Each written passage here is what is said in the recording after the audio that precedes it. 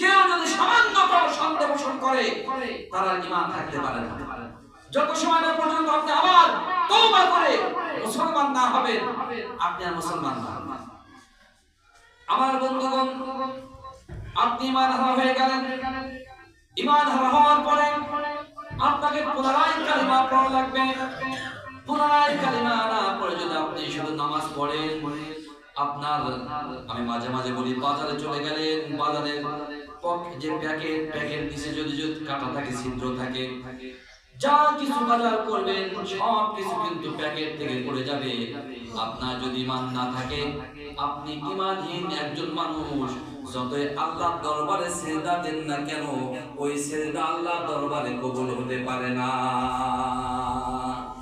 এজন্য কোরআনে যদি কেউ সন্দেহ সংশয় প্রকাশ করে, তাকে আবার কালিমা পড়ে মুসলমান হওয়ার পরে, তাকে ঈমান আনার পরেই আবার নামাজ কালাম রোজা হজ যাকাত করতে হবে, ঠিক কি না?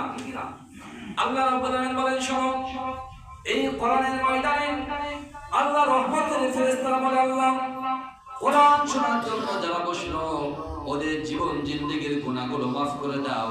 শুধু গুনাহ মাফ করলে হবে না, আল্লাহ তাআলা কোরআন দ্বারা জানিয়ে দিয়ে বলেন, এই রহমতের ফেরেশতারা আল্লাহ দরবারে ফরিয়াদ করে, আল্লাহ ওয়াকিহিম আযাবাল জাহিম।